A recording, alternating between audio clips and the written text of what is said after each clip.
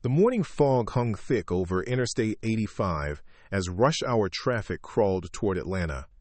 In the middle lane, a beat-up Honda Civic puttered along at exactly 55 miles per hour, its driver barely visible behind the wheel. Other commuters honked and swerved around the slow-moving vehicle, their faces twisted with road rage as they gestured at what they assumed was just another timid driver holding up traffic. Before we jump back in, tell us where you're tuning in from, and if this story touches you, make sure you're subscribed because tomorrow I've saved something extra special for you. Inside the Honda, Sarah Chen sat with perfect posture, her hands positioned precisely at 10 and 2 on the steering wheel. Her eyes moved in calculated sweeps. Mirrors, road ahead, blind spots, a pattern so ingrained it had become unconscious. To the frustrated drivers speeding past her, she was invisible, unremarkable, just another obstacle in their way. None of them could have imagined that in less than 2 hours, this quiet woman would be commanding a rescue operation that would save dozens of lives and make national headlines. None of them knew that behind those calm, observant eyes lay the tactical mind of a decorated combat veteran who had once coordinated helicopter evacuations under enemy fire in Afghanistan.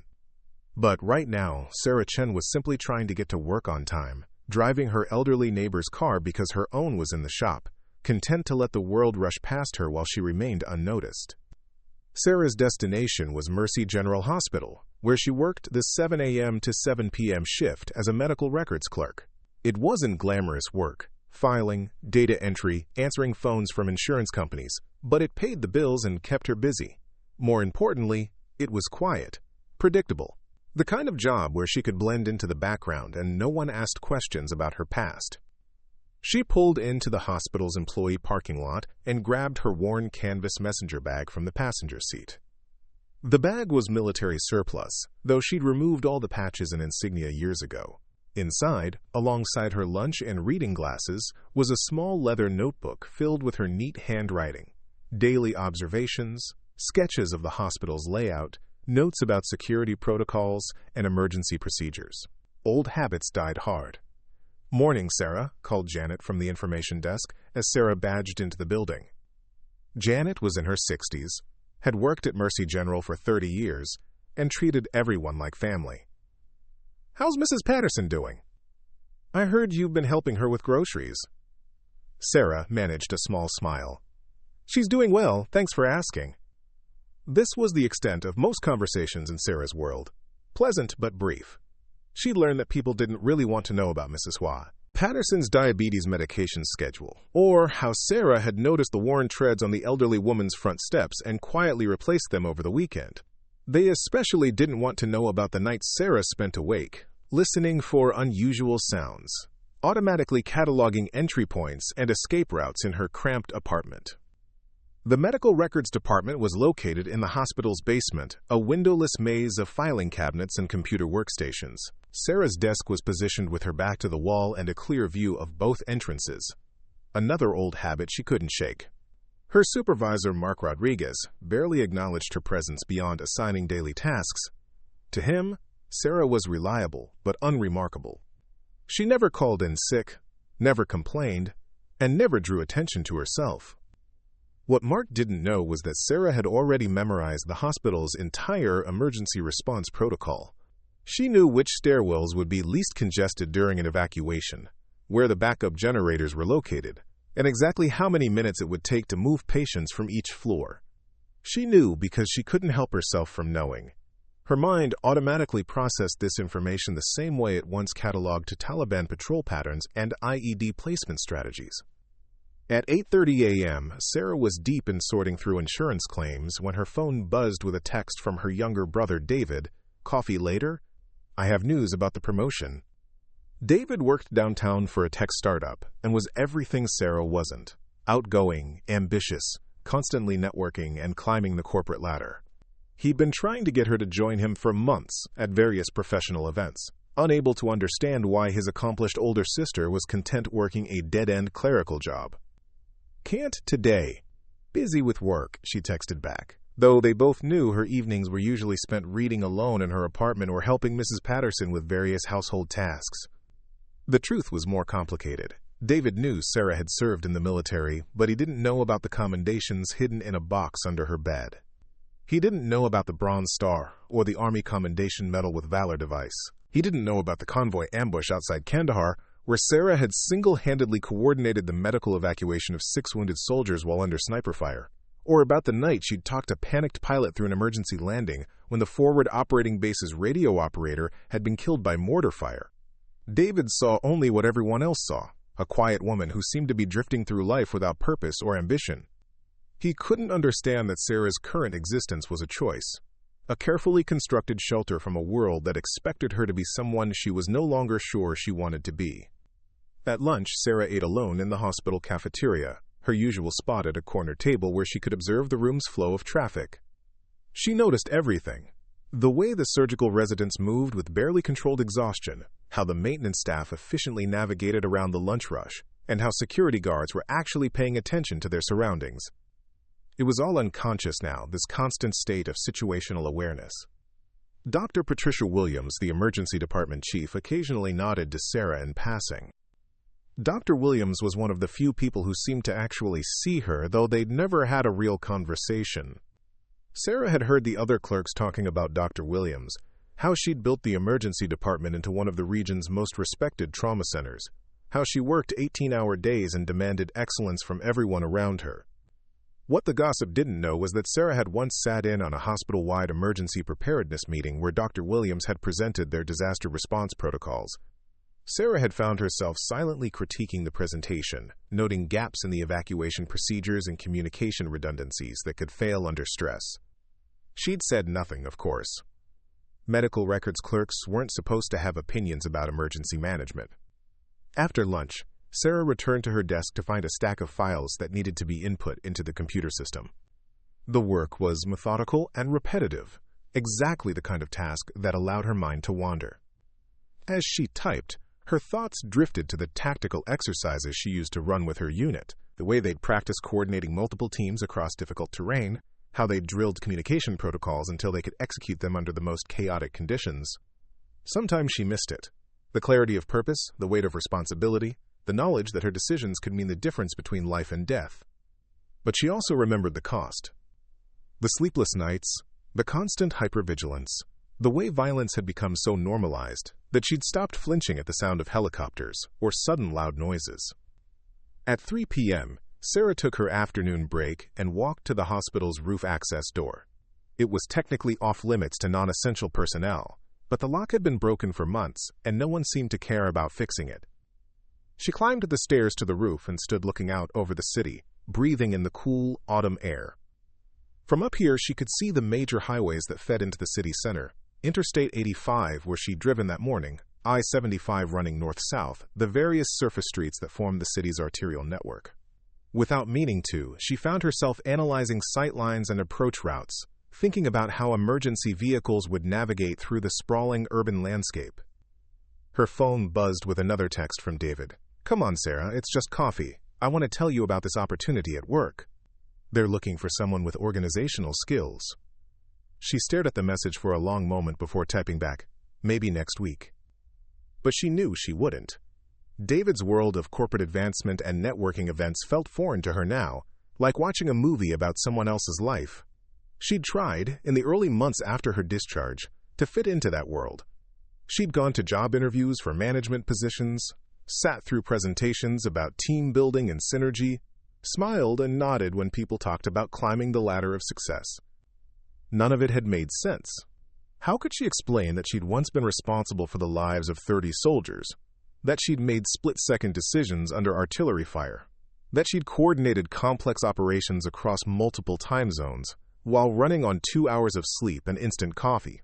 How could she make them understand that filing medical records and answering phones wasn't a step down for her? It was a conscious choice to find peace in simplicity. As Sarah headed back downstairs to finish her shift, she passed the emergency department and glimpsed Dr. Williams through the glass doors, bent over a patient chart with intense concentration. For just a moment, Sarah felt a familiar pull, the desire to be part of something important again, to use the skills that had once defined her. But the moment passed and she continued on to the basement, back to her desk and her files and her carefully constructed invisible life. Tomorrow would be another day of the same routine. Driving slowly while others rushed past, filing papers while others made decisions, staying quiet while others took charge. She had no way of knowing that tomorrow everything would change. That a chain of events was already beginning that would strip away her carefully maintained anonymity and force her to become, once again, the person she'd tried so hard to leave behind.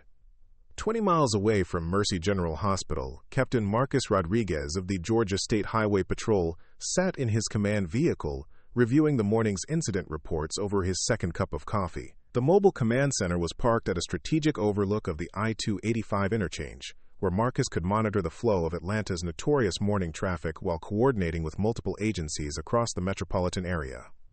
Marcus had been with the Highway Patrol for 15 years, working his way up from a rookie trooper to commander of the North Metro Emergency Response Division. His jurisdiction covered over 200 miles of interstate highways, and on any given day he might handle everything from minor fender benders to major hazmat spills. What set Marcus apart wasn't just his experience, it was his ability to see the bigger picture, to understand how a single incident could ripple across the entire transportation network. "Captain Rodriguez," his radio crackled with the voice of dispatcher Elena Vasquez. "We've got reports of a multi-vehicle accident forming on I-85 northbound, mile marker 47. Initial reports suggest weather-related visibility issues." Marcus pulled up the traffic management system on his laptop, watching as red dots began appearing on the digital map. Mile marker 47 was in a particularly problematic section of highway, a long downhill grade followed by a sharp curve, notorious for accidents during foggy conditions. Preparing and narrating this story took us a lot of time, so if you are enjoying it, subscribe to our channel. It means a lot to us. Now back to the story. The morning's thick fog had been lingering longer than usual, creating exactly the kind of conditions that turned minor incidents into major disasters.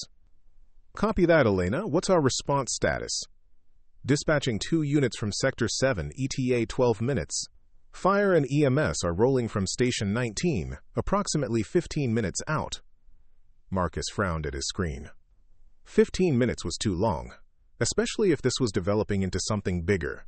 He'd seen how quickly these situations could escalate. One accident became 2, then 3, as drivers couldn't see through the fog until it was too late.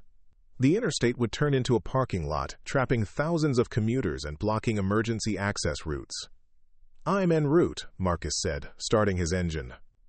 "Patch me through to DOT traffic management and get me aerial support if available." As Marcus drove toward the scene, he mentally cataloged the resources at his disposal.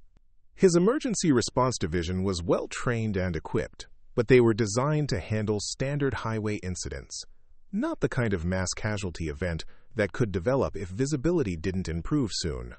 The fog was actually getting thicker, reducing visibility to less than 50 yards in some areas. His radio buzzed with updates every few minutes. What had started as a, quote, possible multi-vehicle accident was evolving into something much more serious.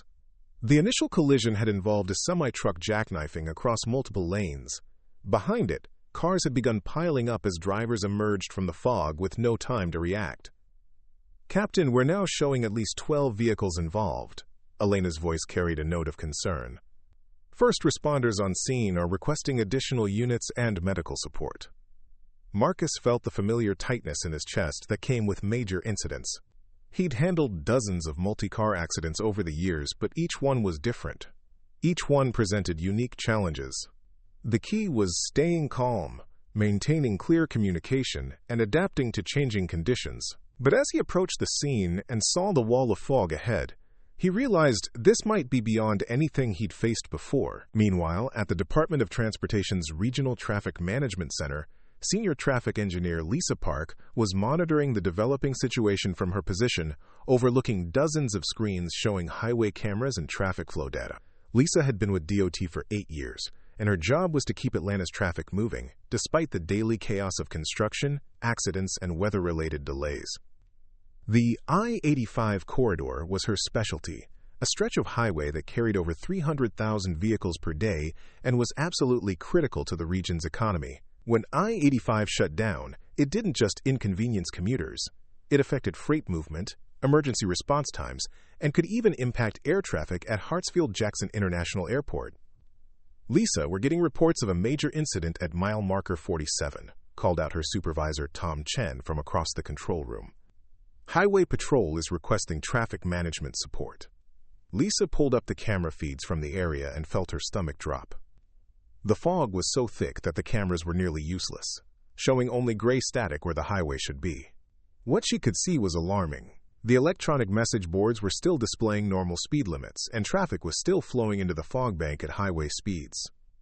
"We need to shut down the northbound lanes immediately," Lisa said, her fingers flying across her keyboard as she activated electronic signs and ramp closures. "I'm implementing a full traffic diversion to alternate routes." But even as she worked, Lisa knew they were fighting against time and physics. Thousands of vehicles were already in the fog bank, and thousands more were approaching at 70 miles per hour. The highway's design, 6 lanes of traffic funneling through a bottleneck with limited exit options, meant that even with perfect coordination, they were looking at hours of gridlock. Tom appeared at her shoulder, watching the traffic data streams. How bad is this going to get? Lisa studied the numbers, traffic volume, weather conditions, available alternate routes. She'd run similar scenarios in training exercises, but this was the first time she'd faced it in real life. If we can't get visibility to improve in the next hour, we're looking at potentially the worst traffic disaster in the city's history. Her words hung in the air as the control room fell silent except for the constant chatter of radio communications. Everyone understood what she meant. This wasn't just about damaged vehicles or injured drivers anymore. This was about thousands of people trapped on a fog-shrouded highway, emergency responders unable to reach them, and a traffic system pushed beyond its breaking point. Back on I-85, Marcus had arrived at what could only be described as a war zone. The fog created an eerie, muffled atmosphere where sounds seemed to come from everywhere and nowhere at once. He could hear the crash of metal on metal echoing through the mist, the screams of injured drivers, the blare of car horns from vehicles trapped in the pileup. His first responders were doing their best, but the scene was overwhelming. The jackknifed semi had created a massive obstruction across all northbound lanes. Behind it, vehicles had collided in a chain reaction that seemed to stretch back into the fog indefinitely. Some cars had managed to stop in time, and were now trapped between the accident scene and the continuing stream of traffic approaching from behind.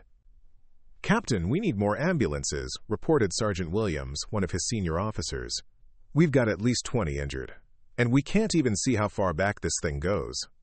Marcus surveyed the chaos and realized that his standard protocols weren't going to be enough. They needed a completely different approach, something that could coordinate multiple agencies, manage thousands of trapped civilians, and somehow restore order to what was rapidly becoming a humanitarian crisis.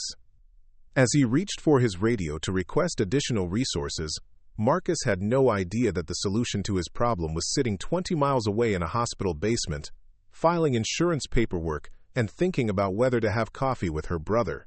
He didn't know that Sarah Chen had once coordinated far more complex operations under much worse conditions, or that she was exactly the kind of tactical mind needed to turn this disaster around.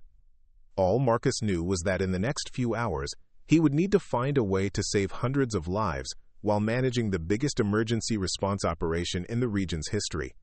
The fog showed no signs of lifting, more vehicles were entering the danger zone every minute, and his resources were already stretched to the breaking point. The real crisis was just beginning. At 2:47 p.m., Sarah was processing her final batch of insurance claims when the first ambulance siren pierced through the hospital's usual afternoon calm. Working in the basement, she rarely heard the emergency vehicles arriving at the trauma bay, but something about the intensity and frequency of these sirens made her pause. Within minutes, the sound had multiplied, not just one ambulance, but several, their wailing creating an overlapping symphony of urgency. The basement's fluorescent lights flickered as the hospital's main elevator system engaged multiple cars simultaneously. Sarah could feel the building's subtle vibration change, the way it did when the emergency department shifted into high-gear trauma mode. Her years of living in forward operating bases had taught her to read the subtle signs of escalating situations. The change in radio chatter patterns, the way people's footsteps quickened in hallways, the barely perceptible shift in a facility's energy when something serious was happening.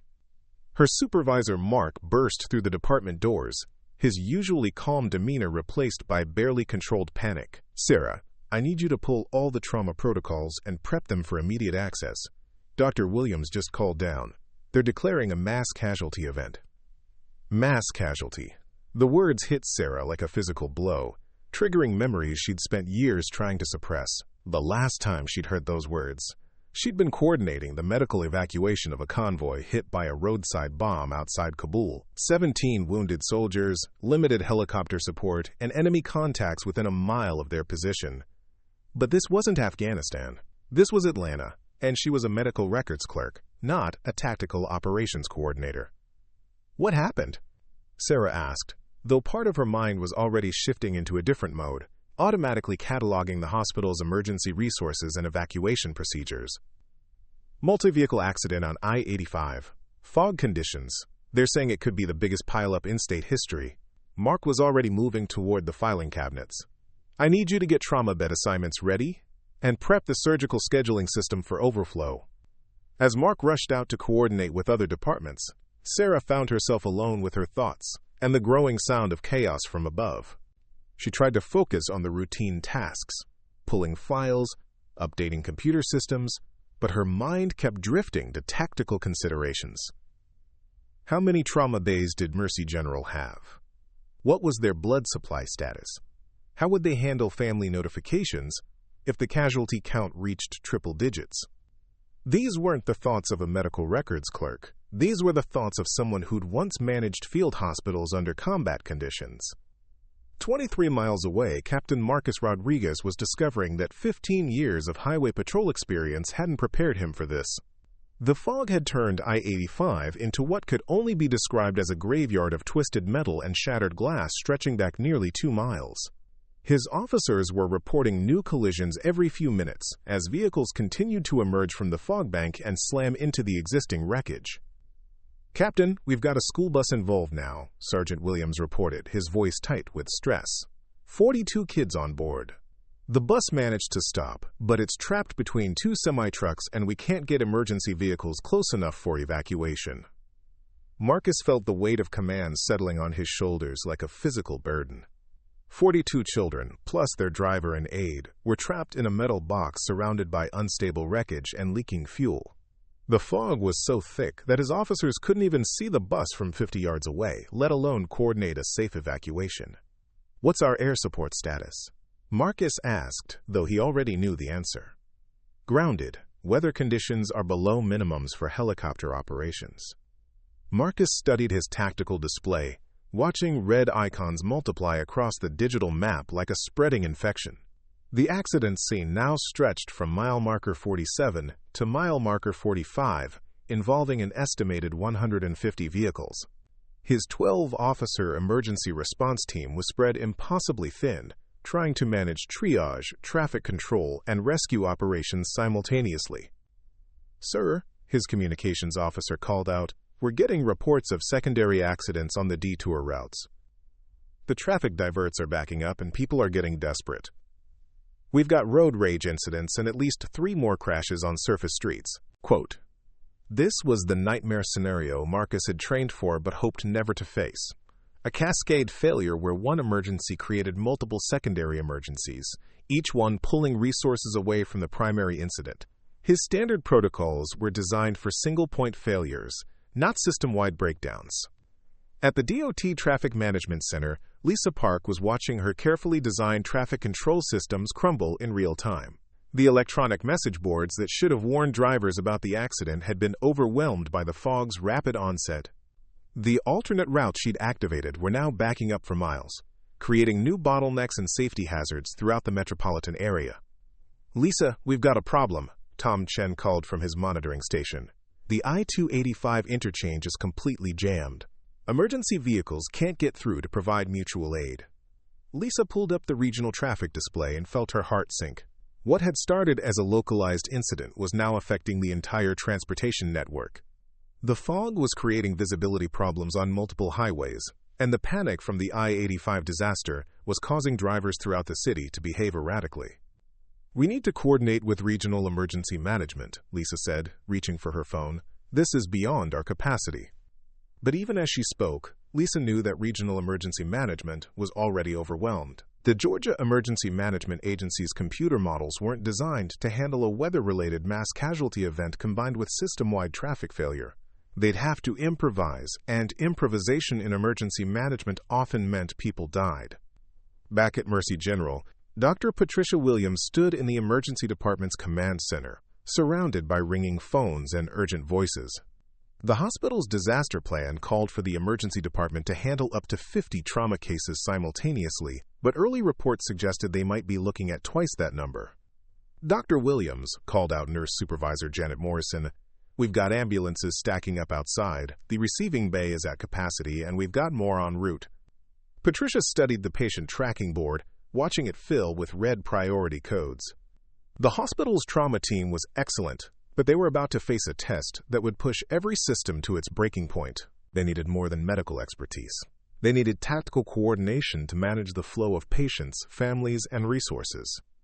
"Activate our mutual aid agreements with Regional Medical in Emory," Patricia ordered, "and get me a connection to whoever's running scene command at the accident site. We need real-time casualty estimates."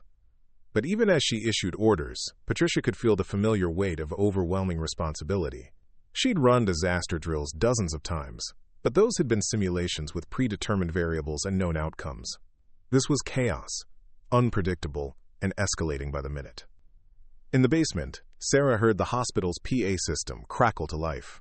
"All available medical personnel report to the emergency department immediately. This is not a drill. Repeat, all available medical personnel to the emergency department." The announcement triggered something deep in Sarah's military training. She recognized the tone. The careful control masking barely contained panic, the way people's voices changed when they were facing something beyond their normal operational capacity. Almost without conscious thought, Sarah found herself moving toward the basement's emergency stairwell. She told herself she was just going to check if she could help with administrative tasks, maybe assist with family communication or paperwork processing. But as she climbed the stairs, her mind was already shifting into a different mode. She thought about the hospital's layout, the traffic patterns she'd observed during her months working there. She thought about the helicopter landing pad on the roof, the loading dock access, the way emergency vehicles moved through the surrounding streets. Most importantly, she thought about coordination, how to move large numbers of people and resources efficiently under chaotic conditions. These weren't normal thoughts for a medical records clerk rushing to help during a crisis. These were the thoughts of someone who'd once coordinated complex operations under the worst possible conditions. As Sarah reached the ground floor and the sounds of the emerging crisis grew louder, she had no idea that in the next few hours, her carefully constructed, invisible life was about to end forever. The fog-shrouded highway disaster was about to reveal skills she'd tried to bury and force her to become, once again, the tactical leader she'd once been. The systems were failing. The professionals were overwhelmed, and somewhere in the chaos, 42 children were trapped on a school bus, waiting for someone to save them. Sarah reached the hospital's main floor just as the automatic doors burst open and paramedics rushed in with the first wave of casualties from the highway. The emergency department had transformed into controlled chaos. Nurses running between trauma bays, doctors shouting orders, and the constant beeping of monitors mixing with radio chatter from incoming ambulances. Dr. Williams stood at the central command station, trying to coordinate patient flow while fielding calls from multiple ambulance crews. Her usually composed demeanor showed cracks of stress as the sheer volume of incoming casualties threatened to overwhelm even her experienced team. "Dr. Williams," a nurse called out, "we've got 3 more critical traumas inbound ETA 4 minutes, but we don't have any open trauma bays." "Put them in overflow," Dr. Williams replied, then immediately shook her head. "No, wait. Overflow is full. We need to—" She paused, overwhelmed by the complexity of managing so many moving pieces simultaneously. Sarah watched from the edge of the chaos, her trained eyes automatically cataloging the flow patterns, bottlenecks, and resource allocation issues. Without conscious thought, she began mentally reorganizing the space, which patients could be moved to make room for criticals, how to streamline the triage process, where to establish secondary treatment areas. "Excuse me," Sarah said quietly, stepping toward Dr. Williams. "I might be able to help." Dr. Williams looked up, recognizing Sarah from around the hospital, but clearly struggling to place her role. "Are you medical staff?" "I need every qualified person I can get." Sarah hesitated for a split second, then made a decision that would change everything. "I'm Sarah Chen. I work in medical records, but I have experience coordinating large-scale emergency operations. If you need someone to help manage logistics and resource flow, I can do that. Dr. Williams studied Sarah's face, noting something in her eyes that spoke of competence under pressure. What kind of experience? Military, combat zones, multi-casualty coordination under fire. The words came out clipped and professional, Sarah's voice already shifting into the command tone she hadn't used in years. Dr. Williams didn't hesitate. "You're hired. What do you need?" Quote.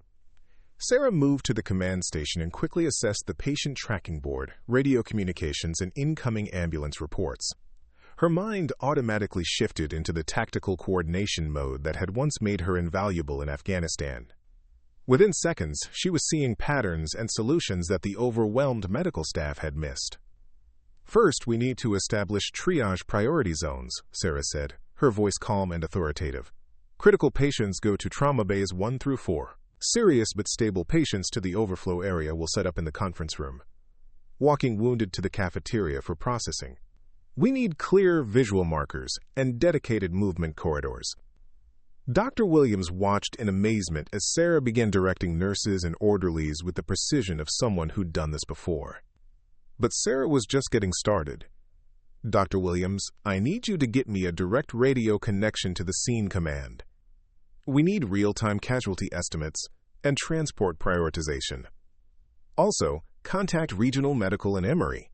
We need to establish patient distribution protocols before we hit absolute capacity." As Sarah coordinated the hospital's response, 23 miles away, Captain Marcus Rodriguez was facing his own moment of crisis. The fog was finally beginning to lift slightly, revealing the true scope of the disaster. The accident scene stretched for nearly 3 miles, involving over 200 vehicles. The trapped school bus was surrounded by unstable wreckage, and his officers were reporting that fuel from damaged tanker trucks was creating an increasingly dangerous fire hazard. "Captain," Sergeant Williams called over the radio, "we've got a new problem. The fog bank is moving south, and we've got reports of additional accidents forming at mile markers 52 and 54. We're looking at multiple incident sites." Marcus stared at his tactical display, feeling the weight of impossible decisions.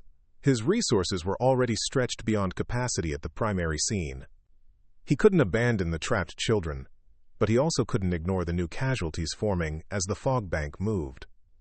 "Sir," his communications officer said, "I've got someone on the line from Mercy General Hospital. Says she's coordinating hospital logistics and needs real-time casualty data." Marcus grabbed the radio. "This is Captain Rodriguez, Scene Commander." "Who am I speaking to?" "This is Sarah Chen, Emergency Coordination, Mercy General. Captain, I need current casualty counts broken down by severity and your transport timeline for critical patients." Marcus was surprised by the professional, military-precise tone. Most hospital administrators he dealt with sounded flustered during major incidents. This woman sounded like she'd done this before. "Miss Chen, we're looking at approximately 180 casualties, roughly 40 critical, 85 serious, 55 walking wounded. But we've got a complication. 42 children trapped on a school bus surrounded by unstable wreckage. We can't get heavy rescue equipment close enough." There was a brief pause before Sarah responded, and when she did, Marcus heard something in her voice that made him pay attention. "Captain, what's your extraction route assessment for the bus? Can you get small teams to the vehicle on foot?" "Affirmative, but the wreckage around the bus is unstable. We're looking at potential secondary collapse if we try to move the wrong piece." Sarah was quiet for a moment, and Marcus could almost hear her thinking. When she spoke again, her voice had the crisp authority of someone used to making life-and-death decisions under pressure. "Captain, I'm going to coordinate medical resource allocation to give you maximum flexibility on transport priorities. Get your best technical rescue specialist on the line. I want to walk through extraction options." At the DOT Traffic Management Center, Lisa Park was monitoring the conversation between the hospital and scene command, realizing that someone had finally stepped up to provide the kind of systematic coordination the crisis demanded. The mysterious woman from Mercy General was asking the right questions and making suggestions that demonstrated a sophisticated understanding of emergency operations. "Tom," Lisa called to her supervisor, "we need to loop this Sarah Chen into our traffic management coordination. She's the first person I've heard today who seems to understand systems-level crisis management." Back at the hospital, Sarah had transformed the emergency department's operations. She'd established clear patient flow protocols, coordinated with 3 other hospitals to distribute the casualty load, and set up a family notification center to handle the hundreds of relatives who were beginning to arrive. But her focus remained on the radio connection to the accident scene. She could hear the stress in Captain Rodriguez's voice as he described the technical challenges of extracting the children from the bus. The situation required more than standard rescue protocols. It needed tactical problem-solving under extreme conditions. "Captain," Sarah said, "I'm going to make a suggestion, but I need you to trust me. The school bus extraction needs to be treated as a combat rescue operation. Standard civilian protocols won't work with that level of wreckage instability. What are you recommending?"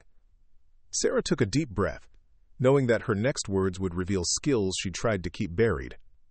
"Small team insertion, sequential extraction prioritized by medical need, with real-time structural assessment as you move. I can coordinate the medical staging if you can handle the tactical insertion." Marcus paused, recognizing the language of someone with advanced tactical training. "Ms. Chen, what's your background?" "Army medic, Afghanistan, 3 tours, combat rescue and casualty coordination specialist." The words came out steady and professional, but Sarah felt the weight of finally acknowledging who she'd been. Dr. Williams, who had been listening to the conversation, looked at Sarah with new understanding. The quiet medical records clerk who'd worked in their basement for months was actually a decorated combat veteran with exactly the skills needed to manage this crisis. "Captain Rodriguez," Sarah continued, "I'm going to coordinate hospital resources to support whatever extraction timeline you can achieve. But those children need to come out in the next hour before we have structural failure or fire risk."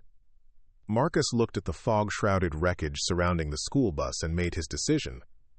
"Ms. Chen, you've got operational coordination. Walk me through your medical staging plan." As Sarah began outlining a systematic approach to the rescue operation, using terminology and tactical concepts that impressed even the experienced highway patrol captain, everyone in the emergency department realized they were witnessing something extraordinary. The quiet woman who'd filed their paperwork for months was actually a highly trained tactical coordinator, and she was about to save dozens of lives. The fog was lifting, revealing not just the scope of the disaster, but also revealing Sarah Chen for who she really was. Not a medical records clerk hiding from her past, but a combat veteran whose time to step forward had finally come. Up next, you've got 2 more standout stories right on your screen. If this one hits the mark, you won't want to pass these up. Just click and check them out. And don't forget to subscribe and turn on the notification bell so you don't miss any upload from us.